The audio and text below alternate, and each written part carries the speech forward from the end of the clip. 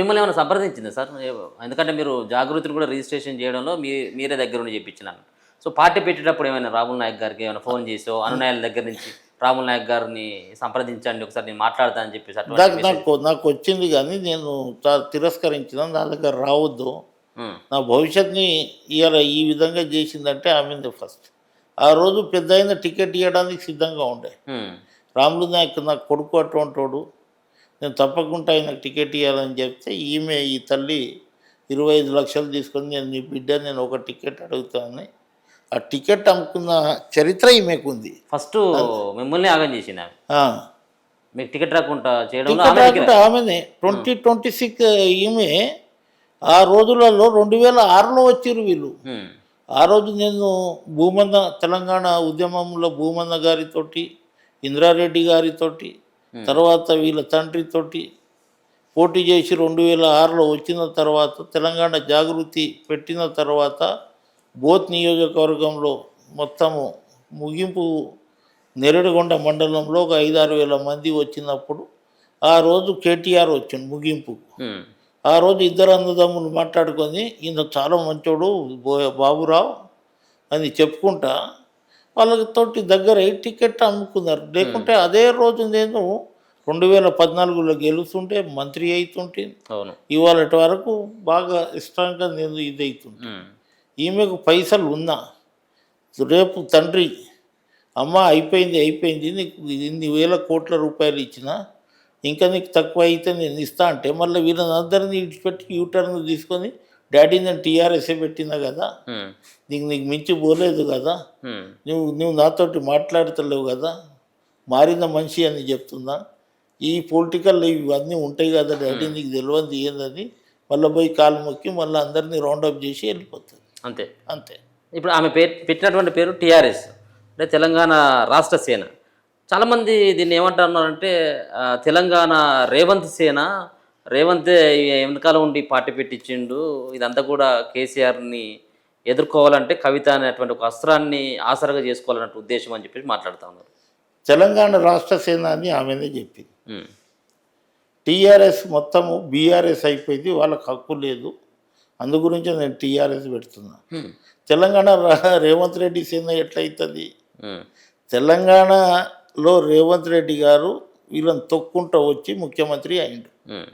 మళ్ళా ఆయనకు దగ్గర పోయి ఈమె ఇది చేస్తే కరెక్ట్ కాదు, అది అంతా చెప్పాలని డబ్బులు రేవంత్ రెడ్డి ఇస్తుండు, అన్నీ ఆయనని చేస్తుండని ఏదైతే చెప్తుండో అది పచ్చి అబద్ధం. హ్మ్. ఆమె దగ్గర మస్తు డబ్బులు ఉన్నాయి కదా, కొంతమందికి పే వర్కర్ లెక్క పెట్టుకుంది, కమ్యూనిస్ట్ వాళ్ళు పెట్టుకుంటారు చూడు, సిఐటీలా అటు ఇటు ఆ. అట్లా పే వర్కర్గా ఉన్నారు. హ్మ్. ఇన్ని బస్సులు పెట్టి ఇంతమందిని హంగామా చేసి ఈ విధంగా ఎన్ని డబ్బులు నిన్న దాదాపు నేను అనుకుంటా ఒక 50 కోట్లు దాటిండొచ్చు. అది నాకు ఒక నిన్న ప్రోగ్రామ్కి. నిన్న నిన్న ప్రోగ్రామ్కి 100 బస్సులు అంటే మామూలు అవును. మాట కాదు కదా, 1000 బస్సులు, హ్మ్. తర్వాత మున్సిపాలిటీలకించి కార్లు జీపులు రకరకాలుగా చేసింది. ఓకే. చేసిన తర్వాత ఎవరికన్నా మాట్లాడిపించిందా? ఒకటే. ఒకటే. ఆ రోజు కరీంనగర్లో మేము తెలంగాణ రాష్ట్ర సమితి పెట్టినప్పుడు అక్కడ వీడియో చూపెడతాను, హ్మ్. చాలామంది మాట్లాడారు. అంటే తండ్రి స్టైల్ మొత్తం, అంతే. ఎవరు మాట్లాడవద్దు, నేను మాట్లాడాలి, క్లోజ్ చేసేయాలి, వెళ్ళిపోవాలి, అంతే. అంతే. ఇప్పుడు ఆమె కూడా ఒకటే మాట చెప్తుంది, ఇంకెవరికి అవకాశమే లేదు. సో నేను గెలితే, నా పార్టీ గెలితే నేను ఎస్సీలనో బీసీలనో ఇంకెవరినో చేయను, ఓసీలలో కూడా ఎవరు చేయను, నేనే ముఖ్యమంత్రి అయితే అని చెప్పేసి ఓపెన్గా చెప్తుంది. ఓపెన్గా చెప్పింది. దాన్ని వీళ్ళ ఎట్లా అర్థం తండ్రి ఏమో దళిత ముఖ్యమంత్రి అని వచ్చిండు, హ్మ్.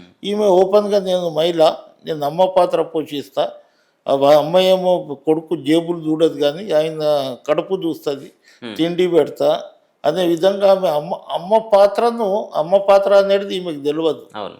అమ్మకి ఎంత ఇది ఉంటుందో. ఇవాళ నీవు తండ్రినే విమర్శిస్తున్నావు, హ్మ్. ఆ అవినీతిలో నీవు భాగస్వామ్యం ఉన్నావు, అన్నీ నీవు అక్కడ పెట్టేసి ప్రజలకు పనిచేసి నీ రోడ్ నెంబర్ 14లో నీ భవంతిలు, నీ నీ నీ పేర్ల మీద ఉన్న భూములు అందరికీ తెలుసు కదా, మీ బావకు తెలుసు, హరీష్ రావుకు, హ్మ్. మీ అన్నకు తెలుసు, తర్వాత సంతోష్ రావుకు తెలుసు, నీ తండ్రికి తెలుసు. హ్మ్. ముందుగా నువ్వు అమ్మ పాత్ర పోవాలి, పోషించాలి, నేను ముఖ్యమంత్రి కావాలి. ముఖ్యమంత్రి సీటు ఏమనుకుంటున్నారు?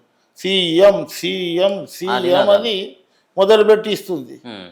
సీఎంకి ఉన్న ఆ సీటుకు వాల్యూ అన్న తెలవాలి కదా. అవును. ప్రతి ఒక్కడు జేబులు కొట్టేటోడు, ఉమ్, తర్వాత రకరకాల పాకెట్ పిల్లర్లు వచ్చి సీఎం సీఎం అని ఓర్లేటోళ్ళు ఉంటారు. ఆ రోజు రేవంత్ రెడ్డికి ఎందుకు అన్నారంటే అంత కసి ఉండే 10 సంవత్సరాలు ఉమ్, ఈ పరిపాలన పోవాలి, దొరల పాలన పోవాలి అనే కసితోటి ఆయన ఒక టీంని తయారు చేసుకొని సీఎం సీఎం అన్నాడు. సీఎం అయిండు అయిండు. అయిండు కానీ ఈమె ఏం చేయకుండా నేను ఒక 20-25 వేల మందితోటి నువ్వు పైసలు ఇవ్వకపోతే ఆ రోజు నేను సెంటిమెంట్ మీద జనాలను తీసుకొచ్చిన, సెంటిమెంట్ని రెచ్చగొట్టిన. ఓకే. సెంటిమెంట్ తెలంగాణ అంటేనే జనాలు వచ్చారు. ఉమ్, సెంటిమెంట్ పోయి ఇప్పుడు పేమెంట్ అయింది. ఆ పేమెంట్ ఎవరన్నా ఇస్తే నాటోటి గిట్ట ఇస్తే ఆ జనాలు జమ అవుతారు. మంచిగా తిండి టిఫిను తర్వాత పోయేటప్పుడు ఒక్కొక్క ఫుల్ బాటలో సగం బాటలో ఉమ్, అన్నీ తీసుకొని పంపించారు. ఓకే. దానికి నేనే సీఎం అయితే ఎస్సీ ఎస్టీ బీసీ ఎవరు గారు బాబాసాహెబ్ అంబేద్కర్ ఇచ్చిన బుల్లెట్ కంటే పవర్ఫుల్ బ్యాలెట్ ఈమెకి ఇస్తా. నువ్వు 119 నియోజకవర్గాలలో పోటీ చేయి, ఉమ్, ఏ పార్టీతోటి పొత్తు పెట్టుకోకు. ఈమెకి ఏముందంటే నేను ఇట్లా చేసి కోదండరామే పార్టీకి కాంగ్రెస్ వాళ్ళు టైఅప్ అయ్యారు. అప్పుడు నాకు ఏదో పార్టీ అవుతుంది, కాంగ్రెస్ పార్టీ అవుతుంది, ఒక 10 సీట్లు అడుక్కొని నేను మటుకు ఎమ్మెల్యేగా గెలుచుకొని ఒక 2-3 గెలుచుకొని ప్రతిపక్షంలో గుర్తుంటా అనే ఆమెకు ఉంది. ఉమ్, నేనేమంటున్నా మా చెల్లె చాలా నిజాయితీ పరు, దానవీర సూరకర్ణ కడుపులో పుట్టింది. ఆయన అవినీతి పరుడు కాదు, సత్య హరిచంద్రుడు. సత్య హరిచంద్రుని కుటుంబంలో పుట్టిన నీవు మళ్ళా ఇది కావాలంటే 119 నియోజకవర్గాలలో పోటీ చేయి. పోటీ చేసిన తర్వాత నీకు డిపాజిట్ గిట్ట రాదు. నేను చెప్తున్నా, నీ క్యాండిడేట్లకు డిపాజిట్ రాదు. నీకు ఒకటి వస్తే రావచ్చు, నీ గెలవలు ఇండివిజువల్గా. ఇవి అంతా షో చేయడానికి ఆ జెండాను పెట్టి ఒకటి ఇచ్చేసి జనాలకు ఇగో నా వెంబడి ఇంతమంది ఉన్నారు, రావడానికి చాలామంది వస్తారు, ఓటేసేటప్పుడు చాలా ఇది ఉంటుంది. అవును. అటువంటిది నీవు ఏదో చెప్పి నేను ఏదో ప్రతిపక్ష హోదా 2 సంవత్సరాల ప్రతిపక్షలో ఉంటా, 2 సంవత్సరాల తర్వాత అధికారంలో వస్తా, ఉమ్, అది అయ్యే పనేనా అంటున్నా. ఇవాళ ఆ రోజు సెంటిమెంట్ మీద డబ్బులు లేకుండా 2014లో జనాలు ఓటేసారు, తెలంగాణ తీసుకొచ్చిండది. అవును. నేనే కదా ఒక 4-5 టికెట్లు 25 లక్షలకు అమ్మింది నేను ఉమ్, ఆ రోజులో డబ్బులు లేకపోతే. ఉమ్, ఈమె ఎక్కడికి చేయగలుగుతుంది? ఈమెకి ఎవరు సపోర్ట్ చేస్తారు? మమతా బెనర్జీ వస్తుంది, లేకుంటే కాంచీరామ్ ఆమె మాయావతి వస్తుంది అని నిన్నటి నుంచే మొదలుపెట్టింది. ఆ, మనకు 4-5 సెంట్రల్ మినిస్టర్లు మనకు సపోర్ట్ ఉన్నారు. ఈ రకాలుగా కన్విన్స్ చేసి కన్ఫ్యూజ్ చేస్తుంది ఈ కుటుంబం. చాలా తెలివిపరులు.